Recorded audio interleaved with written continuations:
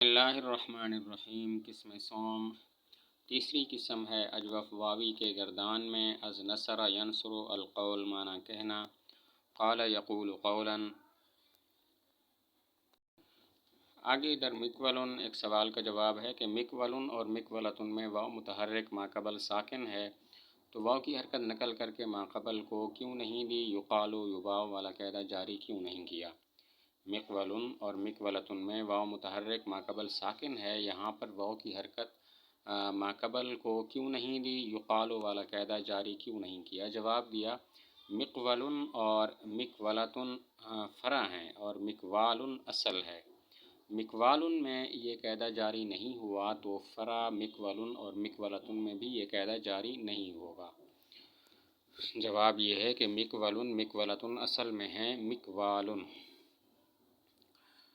تو اصل میں یہ قاعدہ جاری نہیں ہوا تو فرع مکولن اور مکولتن میں بھی یہ قاعدہ جاری نہیں ہوگا۔ باقی مکوالن سے مکولن اور مکولتن اس طرح بن گیا کہ الف کو حذف کر دیا گیا تو مکولن ہو گیا اور آخر میں تا بڑھا دی گئی تو مکولتن ہو گیا۔ مکولن اور مکولتن اصل میں مکوالن اس طرح ہیں کہ مکوالن کے الف کو گرایا تو مکولن ہو گیا اور آخر میں تا بڑھا دی تو یہ ہو گیا مکولتن۔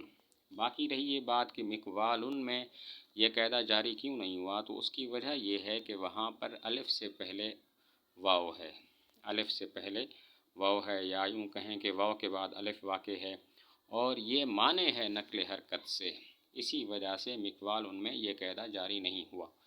باقی مکوالن میں یہ قاعدہ جاری کیوں نہیں ہوا تو اس کی وجہ یہ ہے کہ وہاں پر واو کے بعد الف ہے جو معنی ہے نقل حرکت سے، اسی وجہ سے مکوالن میں یہ قاعدہ جاری نہیں ہوا۔ آگے اس بات فعل ماضی معروف قال قالا یہ گردان ہے اور قالا سے لے کر قالتا تک قاعدہ نمبر 7 جاری ہوا۔ قالا اصل میں قولا اور قالتا اصل میں قولتا تھا، واو متحرک ماقبل مفتوح الف کے ساتھ تبدیل کیا تو قالا اور قالتا ہو گئے۔ قالا سے لے کر قالتا تک قاعدہ نمبر 7 جاری ہوا۔ قالا اصل میں قولا اور قالتا اصل میں قولتا تھا، واو متحرک ماقبل مفتوح الف کے ساتھ تبدیل کیا تو قالا اور قالتا ہو گئے۔ اور قالتا کے مابعد قلنا سے لے کر آخر تک وہ الف اجتماع ساکنین کی وجہ سے گر گیا اور قاف کو ضمہ دے دیا، چنانچہ قلنا اصل میں قولنا تھا، واو متحرک ماقبل مفتوح الف کیا، الف کو اجتماع ساکنین کی وجہ سے گرایا، قلنا ہو گیا، قاف کو ضمہ دیا تو قلنا ہو گیا۔ قالتا کے مابعد قلنا سے لے کر آخر تک یہی الف اجتماع ساکنین کی وجہ سے حذف ہو گیا اور قاف پر ضمہ آ گیا۔ قلنا اصل میں قولنا تھا، واو متحرک ماقبل مفتوح الف کے ساتھ تبدیل کیا تو قالنا ہو گیا، الف کو اجتماع ساکنین کی وجہ سے گرایا، قلنا ہو گیا، قاف کو ضمہ دیا تو قلنا ہو گیا۔ آگے اس بات فعل ماضی مجہول قیلا قیلا، قیلا اصل میں قویلا تھا، قاعدہ نمبر 9 جاری ہوا کہ واو کے ماقبل کو ساکن کر کے واو کی حرکت ماقبل کو دی، واو کو یا کیا تو قیلا ہو گیا۔ قیلتا تک اسی طرح ہے، قیلا اصل میں قویلا تھا، قاعدہ نمبر 9 جاری ہوا، واو کے ماقبل کو ساکن کر کے واو کی حرکت ماقبل کو دی اور واو کو یا کیا، قیلا ہو گیا۔ قیلتا تک اسی طرح ہے، قلنا سے آخر تک یہی یا التقاء ساکنین کی وجہ سے گر گئی اور چونکہ یہ کلمہ واوی ہے، عین کلمہ واو ہے، اسی وجہ سے قاف کو ضمہ دے دیا۔ قلنا سے لے کر آخر تک یہی یا التقاء ساکنین کی وجہ سے گر گئی اور چونکہ یہ کلمہ واوی ہے، اسی وجہ سے قاف کو ضمہ دیا، چنانچہ قلنا اصل میں قویل نہ تھا، واو کے ماقبل کو ساکن کر کے واو کی حرکت ماقبل کو دی اور واو کو یا کیا، قیل نہ ہو گیا، یا کو التقاء ساکنین کی وجہ سے گرایا تو قلنا ہو گیا، پھر قاف کو ضمہ دیا تو قلنا ہو گیا۔ قلنا اصل میں قویل نہ تھا، واو کے ماقبل کو ساکن کر کے واو کی حرکت ماقبل کو دی، واو کو یا کیا، قیل نہ ہو گیا، یا کو اجتماع ساکنین کی وجہ سے گرایا، قلنا ہو گیا، قاف کو ضمہ دیا تو قلنا ہو گیا۔ آگے اس بات فعل مضارع معروف یقولو یقولان یقولو اور باقی صیغوں میں قاعدہ نمبر 8 جاری ہوا۔ یقول اصل میں یقول تھا، واو کی حرکت ماقبل کو دی تو یقول ہو گیا۔ یقول یقولان ان تمام صیغوں میں قاعدہ نمبر 8 جاری ہوا۔ یقول اصل میں یقول تھا، واو کی حرکت ماقبل کو دی یقول ہو گیا۔ یقلنا اور تقلنا میں وہی واو اجتماع ساکنین کی وجہ سے گر گئی، چنانچہ یقلنا اصل میں یقولنا تھا، واو کی حرکت ماقبل کو دی تو یقولنا ہو گیا۔ واو کو اجتماع ساکنین کی وجہ سے گرایا، یقولنا ہو گیا۔ یقولنا اصل میں یقولنا تھا، واو کی حرکت ماقبل کو دی یقولنا ہو گیا، پھر واو کو اجتماع ساکنین کی وجہ سے گرایا تو یقولنا ہو گیا۔ آگے اس بعد فعل مضارع مجہول یقال یقالان ان تمام صیغوں میں بھی قاعدہ نمبر 8 جاری ہوا۔ یقال اصل میں یقول تھا، واو کی حرکت ماقبل کو دے کر واو کو الف کیا تو یقال ہو گیا۔